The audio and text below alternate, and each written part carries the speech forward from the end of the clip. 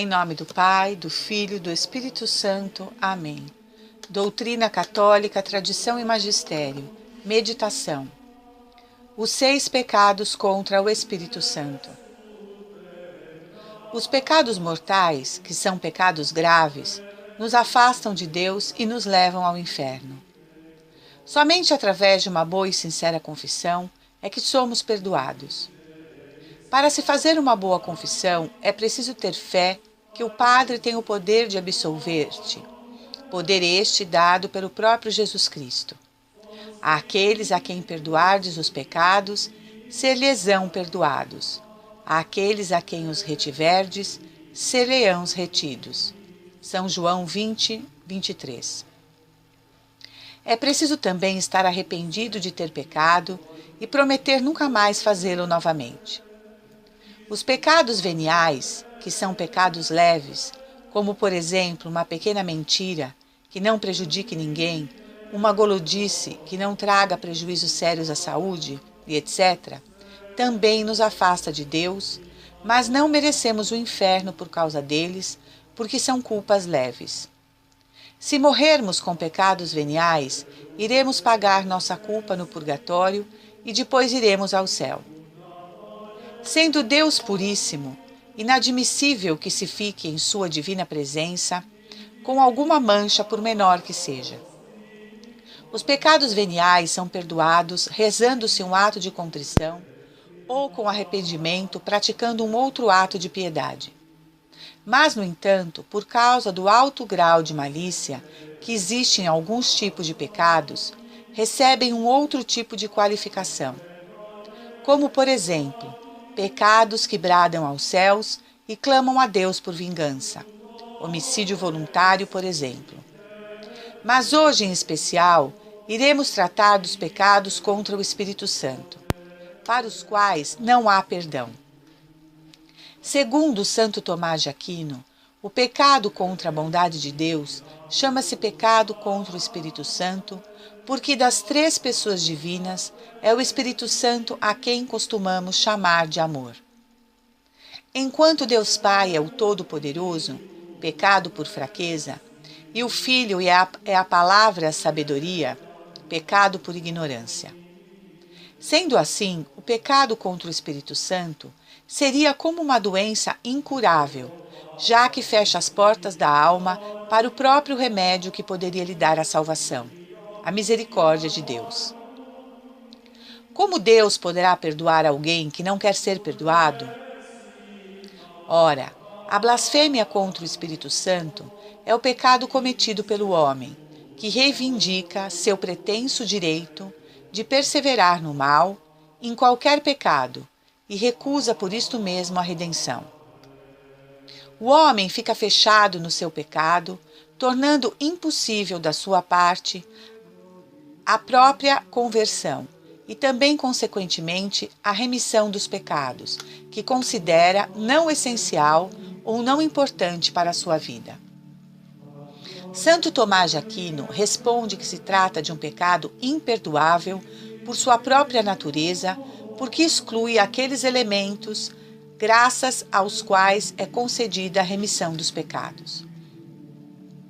Blasfemar contra o Espírito Santo é desprezar as inúmeras evidências bíblicas sobre sua obra e natureza. É se agarrar a conceitos pré-estabelecidos, desprezando a luz que emana do Espírito Santo de Deus. A Bíblia é clara sobre o pecado imperdoável.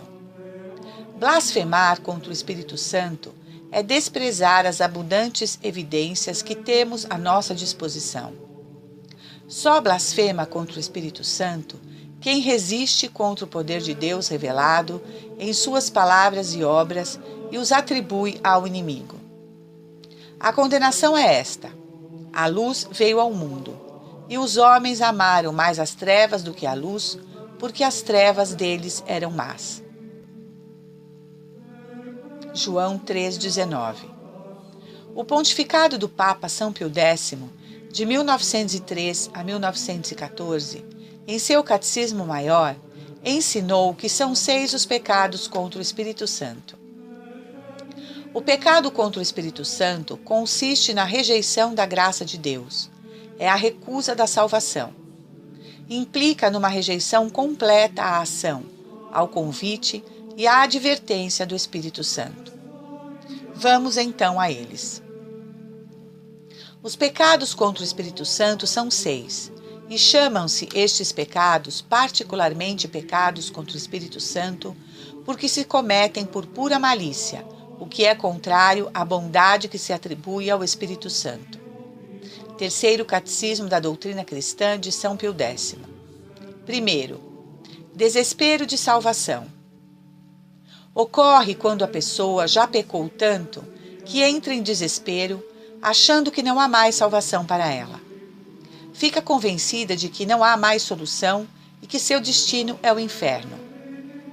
Note-se que, neste caso, a pessoa não se confessa por acreditar que não adianta, o que está definitivamente condenada.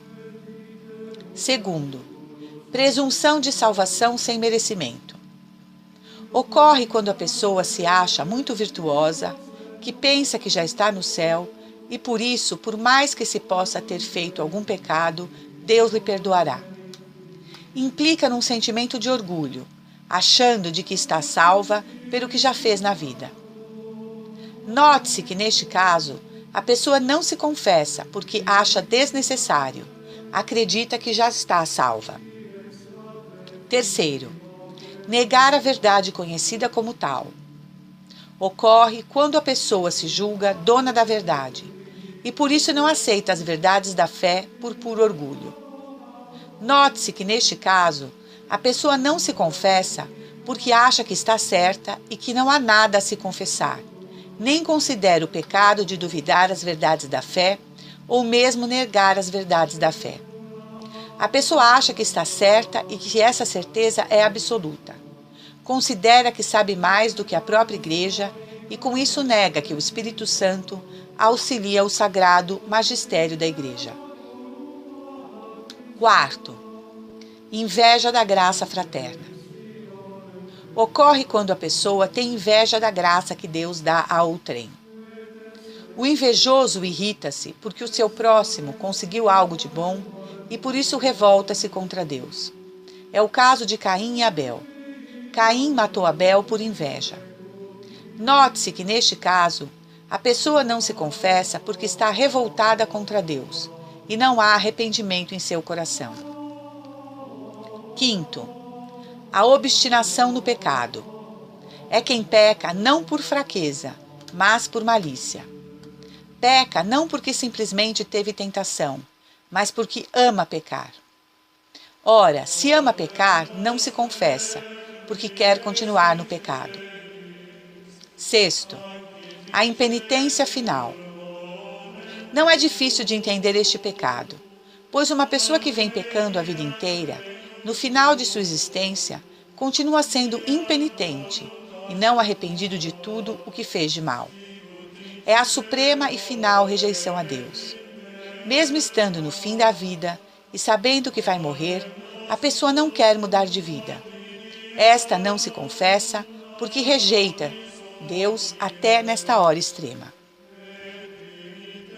Deus não condena ninguém. Ao contrário, Deus não quer que ninguém se perca, mas que todos cheguem a se converter. No entanto, Deus não criou os seres humanos como irracionais, mas os criou à sua imagem e semelhança, que quer dizer, nos deu inteligência para separar o bem do mal, liberdade para escolher o bem ou o mal, e vontade para vivenciar o bem ou o mal. A escolha é nossa, é de cada um. Assim vivemos a nossa vida, direcionados pelos 3 pilares da imagem e semelhança de Deus: a inteligência, liberdade e vontade, para que assim decidamos o que queremos trilhar. No fim da vida terrena, a morte confirmará a nossa decisão, dando-nos aquilo que escolhemos. Por isso, a conclusão torna-se óbvia. Só está no inferno aqueles que realmente querem estar lá. Aqueles que não querem a presença de Deus que ilumina suas imundícies. Por outro lado, Deus, que não quer que ninguém se perca, continua a amar sua criatura, mesmo esta preferindo estar longe. Como já disse, o amor de Deus não impõe condições. Assim, onde quer que a criatura esteja, Deus a amará sempre, embora respeitando aquilo que a faz ser uma pessoa, sua inteligência, sua liberdade e sua vontade. Em suma, o pecado contra o Espírito Santo consiste na rejeição consciente da graça de Deus. É a recusa da salvação que, consequentemente, impede Deus de agir, pois ele está à porta e bate, e a abre quem quiser. A persistência neste pecado, que é contra o Espírito Santo, pois este tem a missão de mostrar a verdade, levará o pecador para longe de Deus, para onde ele escolheu estar. Apesar disso, o Senhor continuará a amá-lo com o mesmo amor de pai que tem para com todos, porém, respeitando a decisão de seu filho, que é inteligente e livre. A Igreja implora que o perigoso pecado contra o Espírito Santo ceda o lugar a uma santa disponibilidade para aceitar a missão do Consolador, quando ele vier para convencer o mundo quanto ao pecado, quanto à justiça e quanto ao juízo. A blasfêmia não consiste propriamente em ofender o Espírito Santo com palavras. Consiste antes na recusa de aceitar a salvação que Deus oferece ao homem mediante o mesmo Espírito Santo que age em virtude do sacrifício da cruz. Se o homem rejeita este Consolador, aquela vinda que se efetuou no mistério da Páscoa, em união com o poder redentor do sangue de Cristo, o sangue que purifica a consciência das obras mortais. Sabemos que o fruto desta purificação é a remissão dos pecados. Por conseguinte, quem rejeita o Espírito e o sangue permanece nas obras mortas, no pecado. E a blasfêmia contra o Espírito Santo consiste exatamente na recusa radical desta remissão, de que ele é o dispensador íntimo e que pressupõe a conversão verdadeira, por ele operada na consciência. Se Jesus diz que o pecado contra o Espírito Santo não pode ser perdoado, nem nesta vida nem na futura, é porque esta não remissão está ligada, como a sua causa, à não penitência, isto é, a recusa radical da conversão. A blasfêmia contra o Espírito Santo é o pecado cometido pelo homem que reivindica o seu pretenso direito de perseverar no mal, em qualquer pecado, e recusa por isto mesmo a redenção. O homem fica fechado no pecado, tornando impossível da sua parte a própria conversão, e também, consequentemente, a remissão dos pecados, que considera não essencial ou não importante para a sua vida. É uma situação de ruína espiritual, porque a blasfêmia contra o Espírito Santo não permite ao homem sair da prisão em que ele próprio se fechou. É terrível este pronunciamento do Senhor Jesus. São Mateus, no seu Evangelho, coloca em evidência as palavras de Jesus sobre o pecado imperdoável contra o Espírito Santo. Todo pecado e blasfêmia serão perdoados aos homens, mas a blasfêmia contra o Espírito Santo não será perdoada. Se alguém disser uma palavra contra o Filho do homem, Jesus Cristo, lhe será perdoado. Porém, se disser contra o Espírito Santo, não lhe será perdoado, nem neste mundo, nem no futuro. Mateus 12, 31, 32. Esta é uma das frases mais terríveis pronunciadas pelo Divino Salvador. Santo Agostinho chegou a dizer que talvez ao longo da Sagrada Escritura não se encontre nenhuma questão maior, nenhuma que seja mais difícil. Sermão 71, Verbis Domini. Assim sendo, o cumprimento da lei de Deus prevalece a tese da irremissibilidade dos pecados contra o Espírito Santo, segundo o texto de São Mateus mencionado acima. E desse modo, a aparente contradição mostrada no texto se resolve perfeitamente pela absoluta vontade do Senhor. Quem peca por ignorância, ignora, embora culposamente, ser mal aquilo que faz. Quem peca por paixão sabe perfeitamente que aquilo que está fazendo é mal, mas não se apercebe momentaneamente da malícia do pecado, ofuscada pelo ímpeto culposo da paixão. Quem peca por opção ou malícia, nem ignora, nem deixa de ter consciência de que é mal aquilo que está fazendo. Peca por cálculo, com premeditação e pelo conhecimento de causa, perseguindo o prazer do pecado, não por ter sido vencida pela tentação, mas porque o escolheu.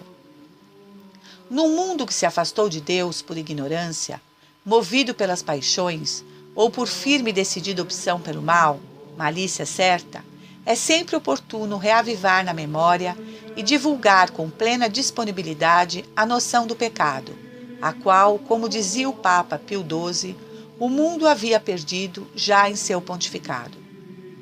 A mensagem que Nossa Mãe Santíssima trouxe em Fátima, em 1917, para os 3 pequenos pastores, divulgá-la para o mundo era precisamente um alerta para esta perda de noção do pecado, com a advertência de que se a humanidade não se emendasse, grandes castigos se abateriam sobre todos. Ninguém ousará dizer, de lá para cá, a situação melhorou. Muito pelo contrário, piorou e piora de forma alarmante e generalizada. O pecado contra o Espírito Santo, portanto, é um pecado que não tem perdão. Muitos, ao ouvirem essas palavras de Cristo, ficam angustiados e aflitos. Não é raro pensarem assim: como pode existir um pecado sem perdão, já que Deus é infinitamente bom e cheio de misericórdia? Ou o que é este pecado imperdoável? Será que eu mesmo já o cometi? O que fazer? No primeiro momento, é preciso saber que o inferno e a condenação eterna existem e lembrar que é possível que uma pessoa vá para esse lugar terrível. Deus é, sim, bom e misericordioso. Entender o inferno é compreender que somos seres livres. Deus não nos força a fazer sua vontade. Somos livres para dizer sim ao amor e projeto de Deus para a humanidade, tendo consciência de que é a graça divina que nos conduz, ou de dizer não a este amor e desígnios divinos através do pecado. No pecado imperdoável, existe uma verdadeira rejeição e ódio ao amor de Deus que é atribuído ao Espírito Santo. Logo, pelo pecado, o homem se afasta de Deus. Se alguém manteve a alma distante do Criador, durante a vida, durante a sua existência, negou ao Senhor através de palavras, obras e omissões. O próprio condenado fez-se condenado. Oportunidade não faltou para que se arrependesse. Após a morte, é tarde demais. Sabendo disso, o pecado contra o Espírito Santo é algo que devemos temer. Mas é fundamental que confiemos na bondade divina, no seu amor infinito por cada um de nós.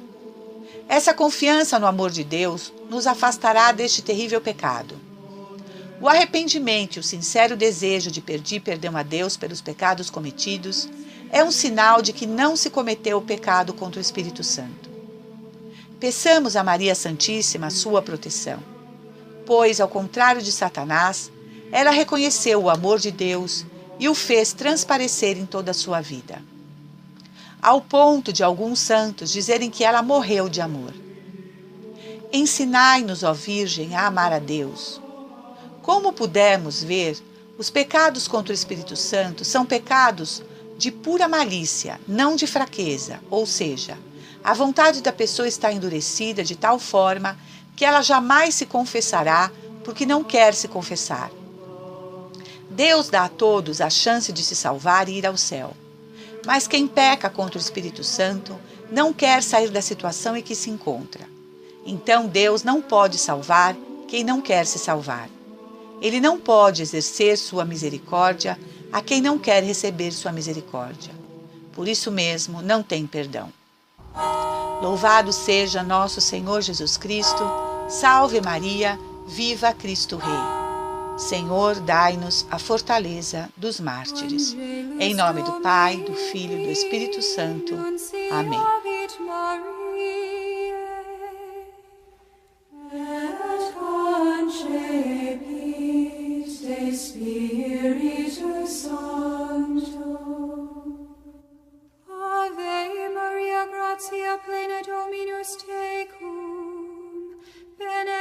beatu in mulieribus, et benedictus fructus ventris tui, Iesus.